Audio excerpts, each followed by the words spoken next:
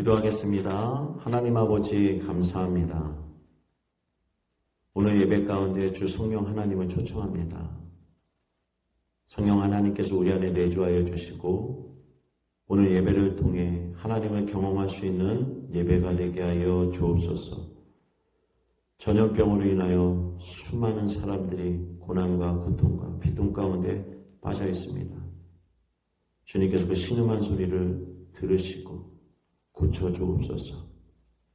라파엘의 하나님께서 긍휼의 손을 펼쳐주시고 아버지 회복시켜 주셔서 고난 속에 주 여호와를 바라봄으로 모두 온전한 회복 가운데 주님 앞에 나와 예배할 수 있도록 인도하여 주옵소서. 감사드리며 예수님의 이름으로 기도드립니다. 아멘. 오늘 우리에게 주시는 생명의 말씀은 신명기서 30장 15절에서 20절까지 말씀입니다.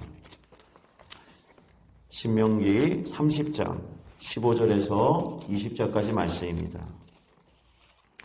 우리 한 목소리로 합독하겠습니다. 시작. 보라, 내가 오늘 생명과 복과 사망과 화를 내 앞에 두었나니 곧 내가 오늘 내게 명령하여 내 하나님 여호와를 사랑하고 그 모든 길로 행하며 그의 명령과 규례와 법도를 지키라 하는 것이라.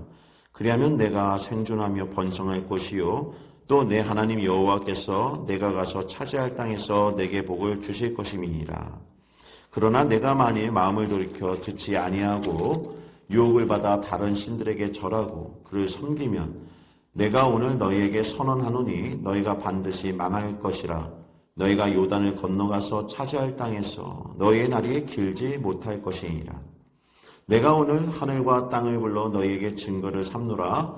내가 생명과 사망과 복과 저주를 내 앞에 두었은즉 너와 내 자손이 살기 위하여 생명을 택하고 내 하나님 여호와를 사랑하고 그의 말씀을 청종하며 또 그를 의지하라. 그는 내 생명이시요 내 장소이시니 여호와께서 내 조상 아브라함과 이삭과 야곱에게 주이라고 맹세하신 땅에 내가 거주하리라. 아멘. 아멘. 할렐루야. 오늘 말씀 신명기서 말씀 가지고 무엇을 선택할 것인가 라는 제목으로 함께 은혜를 나누고자 합니다. 프랑스의 철학가 장폴 샤르트르가 유명한 말을 남겼습니다. 인생은 B와 D 사이의 C다. 인생은 B와 D 사이의 C다.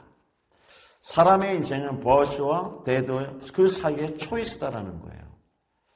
다시 말해서 사람은 한번 태어나면은 죽을 때까지 선택을 하며 계속 살아가야 된다라는 말이죠. 정말 그렇지 않습니까? 우리가 살아온 인생을 되돌아보면 늘 매 순간 선택의 순간이었음을 고백하지 않을 수 없습니다. 오늘 나는 어떤 옷을 입고 나올 것인가? 오늘 또 좀 이렇게 예배가 영상 예배로 준비하기 위해서 좀 많은 것을 준비했습니다. 그 마지막 이 설교 강단에 쓰기 위하여 내가 하나님 앞에 오늘 어떤 의상과 복장을 갖고 서야 될 것인가? 또 성도님들에게 어떤 옷을 입고 내가 인사를 드려야 될 것인가? 이렇게 저는 선택을 했던 것이죠. 탁월한 선택 아닙니까? 네. 그렇다고 말씀해 준 걸로 제가 알겠습니다. 또 우리는 무엇을 먹을 것인가? 라는 걸 고민과 또 선택을 하죠. 나는 아침에 무엇을 먹을 것인가? 아니면 안 먹을 것인가? 금식할 것인가? 아니면 금식할 것인가? 뭐 그런 고민과 선택을 하게 됩니다. 결혼에 대해 고민하는 한 남자가 있었습니다. 이 남자의 고민은 과연 나는 누구랑 결혼해서 살 것인가예요. 왜냐하면 이 남자에겐 3명의 여자가 있었습니다. 그래서 어떤 여자를 선택하여 자기가 살 것인지 그 고민하고 있었죠. 그래서 테스트를 하기로 이렇게 마음을 먹었습니다. 각각 한 명의 여자분들에게 1,000만 원씩의 돈을 주고 그 돈을 나를 위해 한번 써보라는 그 테스트였어요. 그래서 첫 번째 여자는 그 돈으로 미장원을 가고 마사지샵에 가서 마사지 받고 회원권을 끊고 나머지 돈으로 아주 고급 화장품을 샀습니다. 그러면서 이 남자에게 말을 했어요. 저는 당신을 위해 썼어요. 당신은 이 세상의 최고의 남자니까 그 최고의 남자 옆에는 최고의 여자가 필요합니다. 그래서 저는 아름답게 당신을 위해 가꿨어요. 이 이야기를 들은 남자는 참으로 행복했습니다.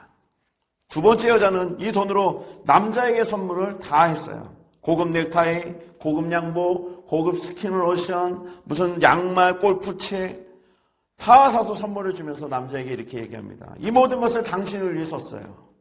당신은 내가 사랑하는 남자니까 이 세상에서 최고의 남자로 만들어드리고 싶어요. 이 이야기를 들은 남자는 정말로 기분이 째졌어요. 저 같아도 째질 것 같아요. 세 번째 여자는 준 돈 1,000만 원을 은행에다가 다 저축을 했습니다. 이자가 좋은 그 상품을 찾아서 다 저축을 한 거예요. 그리고 나서 남자에게 이렇게 얘기합니다. 우리의 장래를 위해 재투자를 했어요. 사랑은 당신을 위해 저는 아름다운 그 가정을 꾸미는 든든한 살림꾼이 되고 싶어요. 사랑해요. 다 이릅니다. 그러니까 이 남자가 참 이 여자의 이야기를 들으니 든든하고 참 기뻤어요. 오히려 이 남자는 이 테스트를 통해서 더 깊은 고민에 빠졌습니다. 과연 나는 어떤 여자를 선택해서 살아가야 되는 것인가? 첫 번째 여자는 서비스 정신이 좋아서 이런 여자라면 살다가 권태기가 없을 것 같고, 두 번째 여자는 봉사형이라 참으로 뭐든지 나를 위해서 해줄 것 같고, 세 번째 여자는 알뜰하여서 이 여자를 만나 결혼하면 돈 걱정은 안 해도 될 것 같은 그런 고민이죠. 그래서 이 남자는 고민하다가 교회를 가기로 했습니다. 교회에서 기도하다가 버뜩 생각나는 그 지혜를 갖고 한 여인을 선택해서 아름답게 살았습니다. 자, 여러분, 이 남자는 과연 몇 번째 여자를 선택했을까요? 첫 번째 여자일까요? 두 번째 여자일까요? 아니면 세 번째 여자일까요? 서비스 정신이냐? 아니면 봉사형이냐? 아니면 알뜰형이냐? 정답은 그 중에 가장 예쁜 여자를 선택했습니다. 반응이 이 교회에서는 없어요. 아무도 없어요. 가정에서는 어떤 반응이 일어나는지 아마 폭발적인 반응으로 아주 박장대소를 했을 겁니다. 참 이게 아무도 없는 곳에서 예배 드린다는 것이 참 힘듭니다. 빨리 회복됐으면 좋겠습니다. 제가 이 이야기가 너무 재밌어서 저희 아내에게 저도 물어보고 싶었어요. 당신은 이 세 명의 여자 중에 어떤 여자냐? 서비스 정신이냐? 아니면 봉사형 정신이냐? 아니면 알뜰형 그 정신을 갖고 있냐? 물어보고 싶었지만 사실은 안 물어봤어요. 왜냐? 돌아오는 대답은 뻔하거든요. 어떤 대답입니까? 당신이 나한테 1,000만 원 줘본 적이 있냐? 1,000만 원 주고 나서 물어봐라. 이런 말을 할까봐 제가 안 물어봤습니다. 그러나 제가 언젠간, 또 언제인지 모르지만 내 수중에 1,000만 원이 생긴다면 주고 물어볼 거예요. 당신은 몇 번째 여자예요? 서비스예요? 아니면 봉사예요? 아니면 알뜰이에요? 그러면 1,000만 원을 받으면 우리 아내는 이야기하겠죠. 저는 몇 번째 여자예요? 그럼 저는 아주 멋지게 얘기할 겁니다. 그러면 나는 당신을 선택하지 않을 거야. 왜냐하면 당신은 얼굴보다 마음이 이쁘기 때문에 그렇지. 얼굴보다. 사실 아내나 저나 외모를 보고 선택해서 한 결혼은 아닙니다. 기도하다가 이렇게 기도했어요. 하나님, 외모 절대 안 보겠습니다. 마음이 이쁜 사람 만나게 해주세요. 마음이 멋진 남자, 신앙이 좋은 남자 만나게 해주세요. 그렇게 만난 거예요. 응답돼서. 이건 부인할 수 없는 사실입니다. 아무튼 우리 인생에는 수없는 많은 선택을 하였고, 또 내가 선택한 것을 통해 기쁨도 있었고 때론 어려움도 경험했다는 거죠. 그래서 우리가 살아가면서 무엇인가 선택한다는 것은 참 중요한 일이다라는 거예요. 덴마크의 킴 퍼버스라는 어린이 동화 작가가 쓴 세상에서 가장 어려운 선택이라는 동화책을 보게 되면 우리는 살아가면서 어려운 선택을 하는 순간을 만나게 된다는 것을 알려줍니다. 이 동화책의 내용을 보면은 어느 날 아이는 밤에 잠이 오지 않아 거실에 텔레비전을 볼 생각에 다가서다가 멈칫하게 됩니다. 왜냐하면 자신의 거실 소파에 이상한 대머리 아저씨가 누워서 잠을 자고 있었기 때문에 그런 거예요. 자세히 보니 그 아저씨는 가슴에 서류 가방을 안고 자고 있었어요. 그래서 이 아이는 아저씨에게 물어봅니다. 아저씨 누구세요? 그래서 그 아저씨가 대답합니다. 나는 죽음이라는 사람이야. 오늘 밤에 너희 아빠를 데리러 왔어. 아니, 엄마를 데리러 왔나? 그러면서 서류 가방을 뒤적이면서 뭔가를 찾기 시작합니다. 그래서 이 아이가 아저씨에게 물어봐요. 아저씨, 뭘 그렇게 찾으세요? 그러자 이 죽음이라는 남자가 아이에게 내가 찾는 건 오늘 밤에 죽어야만 하는 그 사람의 이름이 적힌 서류란다. 근데 지금은 못 찾겠구나. 얘야, 내일 이 시간에 내가 다시 올 테니 너는 내일 엄마를 데려가야 될지 아빠를 데려가야 될지 너가 생각해 놓으렴. 너가 선택해 놓으렴. 이 말을 남기고 죽음은 창문 너머로 사라집니다. 죽음이 어둠 속으로 사라졌지만 이 아이는 참으로 마음이 무겁고 괴로웠어요. 다음날 아침 여느 때와 다름없는 평범한 날이었지만 이 아이는 괴로운 나머지 밥을 먹을 수 없었습니다. 그리고 나서 내가 엄마를 선택해야 되는가 아빠를 선택해야 되는가 괴로운 가운데 빠지면서 엄마를 보고 아빠를 바라보기 시작했습니다. 그러자 그 아이의 시선에는 아빠가 보였어요.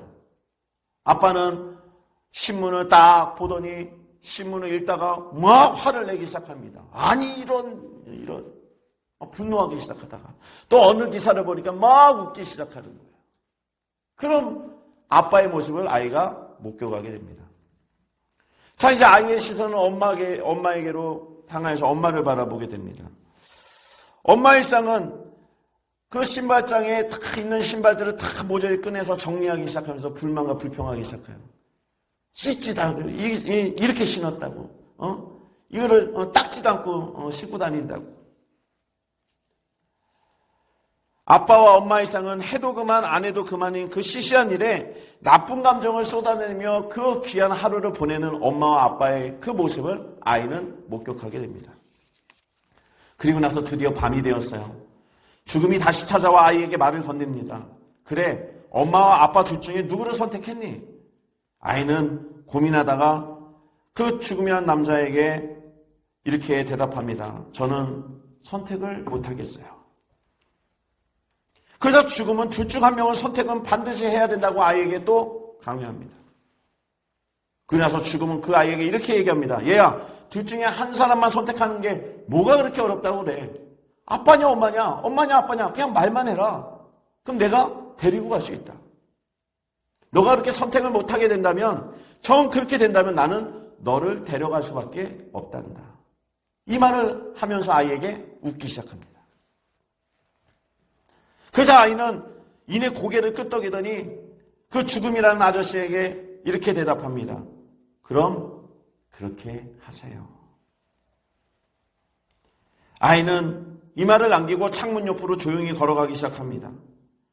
죽음이라는 아저씨가 자신을 데려갈 수 있도록 자신을 맡긴 겁니다. 그 모습을 본 죽음은 그 아이에게 이렇게 얘기합니다. 구질구질한 내 엄마와 아빠는 나중에 데리러 와야겠다. 먼저 너는 나와 함께 가자. 그리고 나서 아이의 손을 잡고 창문 너머로 함께 사라집니다. 자신이 선택해서 부모를 만난 것은 아니지만 때론 믿기도 하고 고맙기도 한 그 부모를 지키기 위하여 자신이 희생하는 것을 선택하는 것으로 끝으로 이 동화책은 마무리됩니다. 그렇다면 여러분, 세상에서 가장 어려운 선택이라는 이 동화책이 우리에게 주는 교훈과 질문은 무엇일까요? 아마도 어쩌면 우리는 지금 어떤 선택을 하고 살아가고 있느냐는 그 질문을 우리에게 하고 있는 것은 아닐까요? 신명기 30장을 보게 되면 모압 평지에서 모세가 남긴 긴 설교의 한 마지막 부분을 설교하고 있습니다. 이제 모세의 시대가 끝나고 여호수아의 시대로 넘어가는 과정이었어요. 모세는 이제 자신이 경험한 하나님을 이스라엘 백성들에게 알려주기 시작합니다. 모세가 만난 하나님은 어떤 분이셨습니까? 어떤 하나님이셨어요? 긍휼의 하나님이셨어요. 지켜주시는 하나님이셨어요. 반면에 저주를 내리시는 하나님이요 진노하시는 하나님이기도 하셨다라는 겁니다. 그래서 이스라엘 백성들에게 너희가 긍휼의 하나님을 만나게 될지 저주의 하나님을 만나게 될지 너희들이 이제 선택해야 된다라고 얘기합니다. 그래서 그 첫 번째 그 말씀이 복과 저주가 우리 앞에 있다라는 거예요. 여러분이 그토록 원하는 복이 어디에 있습니까? 멀리 있지 않아요. 바로 앞에 있습니다. 여러분들이 경험하고 싶지 않는 그 저주, 그 고난들이 어디에 있습니까? 바로 앞에 있어요. 오늘 본문 15절 말씀이죠. 우리 한번 같이 읽어볼까요? 시작. 보라, 내가 오늘 생명과 복과 사망과 화를 내 앞에 두었나니. 어디 두었다고요? 앞에 두었나니. 하나님은 어떤 분이십니까? 생명과 복과 사망과 화를 우리 앞에 두신 분이 하나님이에요. 그래서 하나님은 뭐라고 말합니까? 생사화복을 주관하시는 분이다라는 겁니다. 그래서 여러분, 우리가 복을 받고 싶다고 해서 복을 주시는 분이 아니에요. 하나님, 우리는 저주를 피하고 싶어요 해서 저주를 내리지 않는 분은 아닙니다. 그렇다면 하나님은 어떤 사람에게 복을 주고 어떤 사람에게 저주를 내리실까요? 그 질문에 명확한 대답이 오늘 본문 16절 말씀에 나와 있습니다. 16절 말씀 한번 같이 읽어볼까요? 시작. 곧 내가 오늘 내게 명령하여 내 하나님 여호와를 사랑하고 그 모든 길로 행하며 그의 명령과 규례와 법도를 지키라 하는 것이라. 그리하면 내가 생존하며 번성할 것이요 또 내 하나님 여호와께서 내가 가서 차지할 땅에서 내게 복을 주실 것임이니라. 아멘. 복을 받을 사람은 바로 이런 사람이라고 세 가지로 나누어 말합니다. 첫 번째, 하나님을 사랑하는 사람이다. 두 번째, 하나님의 길을 걷는 사람이다. 세 번째, 하나님의 명령을 지키는 사람이다. 이 세 가지를 하는 사람이 복을 받는다. 그럼 성경이 이 세 가지를 하는 사람은 뭐라고 얘기하는지 아십니까? 이 세 가지를 합하여 얘기하는 것이 바로 순종하는 사람이다라는 거예요. 순종이다, 순종이다. 순종은요, 마치 세 개의 다리가 달린 속과 같습니다. 근데 어느 다리 하나가 부실하거나 없어지면요, 그 솥단지는 균형을 잃어서 쏟아져 버려요. 자신이 담고 있는 복이 다 쏟아져서 쓸 수가 없는 겁니다. 내용물이. 어느 성도가 하나님의 은혜로 만났어요. 은혜를 통해 하나님을 만났습니다. 그래서 교회 나오게 됐어요. 그러면서 그 이후로부터 수많은 예배를 드리고 있습니다. 근데 이 성도님의 삶은 예배할 때는 나오지만 출석하지만 삶에 들어가서는 전혀 삶에 대한 적용이나 말씀을 지키는 삶이 보이지 않는 거예요. 그래서요, 복을 받지 못하는 겁니다. 그래서 성경은 뭐라고 얘기합니까? 순종이 제사보다 낫다라고 얘기합니다. 순종이 제사보다 낫다. 수많은 예배를 드리고 뭔가 형식을 갖춘 것처럼 뭔가 내가 한 일을 다 한 것처럼 여기는 그런 성도는 복을 받지 못해요. 왜냐하면 그 예배가 삶으로 이어지지 않기 때문에 그렇습니다. 사랑하는 여러분, 지금 현실이 그렇지 않아요? 코로나 전염병을 위해서 여러분들이 각자의 가정에서 예배를 드립니다. 인터넷을 켜고 텔레비를 켜고 여러 가지 매스컴을 보면서 예배를 드리고 있어요. 그 가정에서 예배드리는 게 얼마나 중요합니까? 잘하고 있는 거예요. 그러나 지금 드려지는 그 예배가 삶 속에서 적용이 되고 있지 않고 삶 속에서 실천이 되지 않고 삶 속에서 걸어가지 않는다. 그 말씀대로 걸어가지 않는다면 그 예배는 예배가 아니라는 겁니다. 예수님께서 이 땅에 오셨을 때 바리새인들을 책망하셨어요. 무엇이라 책망하셨습니까? 겉과 속이 다른 자라고 책망을 하셨지요. 마태복음서 23장 25절의 말씀에 보면 화가 있을진저 외식하는 서기관들과 바리새인들이요 잔과 대접의 겉은 깨끗하되 그 안에서 탐욕과 방탕으로 가득하게 하는도다라고 했어요. 이 말씀은요, 보여지는 행실은 무엇인가 깨끗해 보이고 거룩한 것으로 보여지면서 뭔가 이렇게 자신이 한 것처럼 여긴다고 생각하지만 끝내 속마음은 말씀을 행하지 않는 더러운 자다라는 거예요. 탐욕과 방탕으로 가득하구나. 그래서요, 하나님을 사랑하는 사람은 어떤 사람입니까? 바로 말씀에 순종하는 사람이라는 거예요. 말씀에 순종하는 사람. 그 순종하는 사람은 어떤 사람입니까? 형제를 미워하지 않는 사람이다라고도 얘기합니다. 요한일서 4장 20절 말씀. 누구든지 하나님을 사랑하노라 하고 그 형제를 미워하면 이는 거짓말하는 자니 보는 바 그 형제를 사랑하지 아니한 자는 보지 못하는 바 하나님을 사랑할 수 없느니라. 보지 못하는 바 하나님을 사랑할 수 없느니라. 이 말씀은요, 순종하는 사람, 순종하는 사람의 예배는 하나님을 경험하여 정말 말씀대로 순종하고 실천하고 복을 받아 살아갈 수 있지만, 불순종하는 자의 그 예배는 하나님을 경험하는 예배가 아니라는 거예요. 하나님을 경험하지 못하기 때문에 그 전해지는 그 말씀대로 실천할 수 없다는 겁니다. 그렇기 때문에 어떻게 해요? 삶 속에서 사랑할 수가 없는 거예요.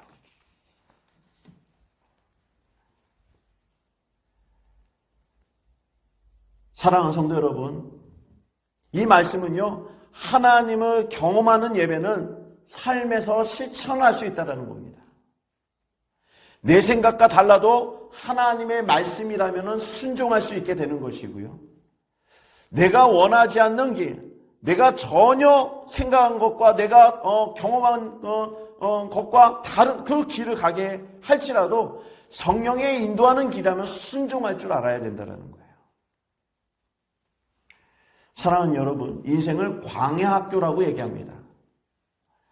광야에서는요, 오로지 하나님의 말씀에 순종이 아니고서는 살아갈 수가 없었습니다. 하나님이 지시한 곳으로만 순종해서 가야지만 그곳에 먹을 것이 있었고 마실 것이 있었다는 거예요. 끝내는 하나님의 말씀이 인도하는 곳으로 가야지만 약속한 땅으로 들어갈 수 있었던 겁니다. 그래서 순종이란 무엇입니까? 나의 길을 가는 것이 아니라 하나님이 가라고 하신 그 길을 가는 것이 순종이라는 거예요. 그게 진짜 순종입니다. 그 순종을 할 수 있는 사람이 하늘의 복을 받는 자임을 믿으시기를 바랍니다. 사랑하는 성도 여러분, 여러분들은 진짜 순종하시는 분들이 되시기를 바랍니다. 그래서 하나님의 말씀을 순종하면 복을 받는 것이고 불순종하면 저주를 받는다라고 기록해 놓으신 거예요. 오늘 본문 16절 말씀이죠. 다시 한번 읽어봅시다. 시작. 곧 내가 오늘 내게 명령하여 내 하나님 여호와를 사랑하고 그 모든 길로 행하며 그의 명령과 규례와 법도를 지키라 하는 것이라. 그리하면 내가 생존하며 번성할 것이요 또 내 하나님 여호와께서 내가 가서 차지할 땅에서 내게 복을 주실 것임이라. 아멘. 아멘. 사랑하는 성도 여러분, 하나님이 순종하는 자에게 주실 복을 세 가지로 크게 나누었습니다. 첫 번째가 생존이라는 거예요. 생존의 복을 예비하셨다. 두 번째의 복은 번성의 복을 두셨다는 거예요. 세 번째의 복은 땅을 차지하고 오래 살 수 있는 장수의 복을 주셨다는 겁니다. 이 세 가지의 복을 신명기 28장에서도 상세하게 기록해 주셨어요. 신명기 28장 6절과 8절 말씀에 내가 들어와도 복을 받고 나가도 복을 받을 것이라. 여호와께서 너를 대적하기 위해 일어난 적군들을 내 앞에서 패하게 하시리라. 그들이 한 길로 너를 치러 들어왔으나 내 앞에서 7길로 도망하리라. 여호와께서 명령하사 내 창고와 내 손으로 하는 모든 일에 복을 내리시고 내 하나님 여호와께서 내게 주시는 땅에서 내게 복을 주실 것이며. 아멘. 할렐루야. 말씀에 순종만 한다면 이미 약속한 이 복들을 다 주신다는 거예요. 이 사실을 믿으시는 여러분들 되시기를 바랍니다. 그리고 이 복을 다 받으시는 분들 되시기를 바랍니다. 그러나 여러분, 하나님의 말씀에 불순종하면 어떻게 됩니까? 하나님은 저주 또한 내린다고 약속해 주셨습니다. 여러분, 불순종의 의미를 먼저 우리는 살펴볼 필요가 있어요. 불순종이 뭐죠? 하나님의 말씀대로 행하라는 그 순종에 자기의 생각이라는 불을 집어넣는 거예요. 그래서 불순종이 되는 거예요. 여기서 자기 생각이란 불을 한자로 보니까 안이불을 쓰더라고요. 안이불. 하나님의 말씀이 아니다. 자기 생각에 볼 때는 그 말씀이 아니다. 목사님이 이렇게 설교하면 목사님의 설교는 틀렸다. 이렇게 부정하는 거예요. 결론은 말씀이 틀렸다고 생각해서 못 따라가겠다라는 거예요. 순종하지 못하겠다라는 거예요. 내 생각과 다르다라는 거예요. 그래서 아니라는 생각하는 것이 내 안에서 어떻게 됩니까? 안이불이 점점점 진화되고 번화되가 다르게 변화돼가지고 이게 불화자가 되는 거예요. 그러니까 안에서 불이 나는 거예요. 자기가 원하지 않는 이야기라고 설교를 하게 되면 불이 나기 시작합니다. 분노하기 시작하는 거예요. 그게 바로 불순종하는 사람들의 특징입니다. 그 분노하는 사람들이 바로 예수님은 십자가에 못 박았던 거예요. 그러면 사랑하는 성도 여러분, 하나님의 말씀에 순종하지 않고 분노하는 사람들은 그러면 어떻게 될 것인가? 오늘 본문 말씀 17절과 18절 말씀에 기록해 주셨어요. 우리 한번 같이 읽어볼까요? 17절, 18절 말씀입니다. 17절, 18절 말씀 시작. 그러나 내가 만일 마음을 돌이켜 듣지 아니하고 유혹을 받아 다른 신들에게 절하고 그를 섬기면 내가 오늘 너에게 선언하노니 너희가 반드시 망할 것이라. 너희가 요단을 건너가서 차지할 땅에서 너희의 날이 길지 못할 것이니라. 아멘. 하나님 불순종한 사람들이 뭐라고 얘기합니까? 반드시 망할 것이다. 불순종하는 그 사람들은 남겨놓지 않겠다는 거예요. 그래서 이스라엘 백성들 광야 출애굽의 1세대들이 다 그 광야에서 죽은 거 아니겠습니까? 불순종했던 거예요. 그래서 신명기서 28장 20절 말씀에도 이렇게 기록됩니다. 내가 악을 행하며 그를 잊음으로 내 손으로 하는 모든 일에 여호와께서 저주와 혼란과 책망을 내리사 망하게 하며 속히 파멸하게 하실 것이며, 불순종하는 그 사람들을 향하여 하나님은 망하게 하되 빨리 망하게 한다라고 얘기해 주고 있어요. 불순종하면 이런 저주를 받는 겁니다. 이 저주 또한 지금 우리 앞에 있다라는 거예요. 이 저주의 결과 때문에 우리는 하나님을 원망해서는 안 됩니다. 하나님을 탓할 필요도 없어요. 이웃이나 사람을, 내 가족을 탓할 필요도 없습니다. 내가 너 때문에 그렇게 됐다라고 탓할 필요 없어요. 왜냐? 내가 지금 경험하는 모든 열매들은 내가 선택한 거에 따른 결과이기 때문에 그렇습니다. 그렇기 때문에 모세는 이스라엘 백성들에게 간절하게 호소하는 거예요. 너희가 이제 하나님을 선택해야 된다. 너와 네 자손들이 살기 위해서는 생명을 선택하라고 얘기해주고 있는 것입니다. 사랑하는 성도 여러분, 그렇기 때문에 우리도 이제는 선택을 해야만 합니다. 먼저 우리 본문 19절 말씀 한번 같이 읽어볼까요? 19절 말씀입니다. 내가 오늘 하늘과 땅을 불러 너희에게 증거를 삼노라. 내가 생명과 사망과 복과 저주를 내 앞에 두었은즉 너와 내 자손이 살게 하여 생명을 택하고. 아멘. 여러분들 생명을 택하시기 바랍니다. 생명을 택하셔야 사는 거예요. 여러분들이 돌이켜서 생명을 택하시길 바랍니다. 그렇다면 여러분들에게 그 생명과 복을, 하나님께서 복을 여러분들에게 주실 줄 믿습니다. 사랑하는 성도 여러분, 생명과 복은 반드시 이루어집니다. 순종하는 자에게 반드시 이 복을 주셔요. 반면에 불순종하는 사람들에게도 사망과 저주를 반드시 내립니다. 이 사실을 명심하셔야 되는 거예요. 그렇기 때문에 좋으신 하나님은 너희가 살기 위해서는 이제 불순종의 모습을 버리고 생명을 택하라고 권고하고 있는 것입니다. 하나님은 생명을 택하는 자에게 복을 주시고 장수케 하셔서 그 자녀들이 잘 되게 하실 줄 믿습니다. 이것은 하나님의 언약으로 세우셨어요. 언약으로. 그래서 우리는 그 언약을 받은 언약의 백성입니다. 근데 하나님께서 그 언약을 세우실 때 증인이 있어야 되지 않겠습니까?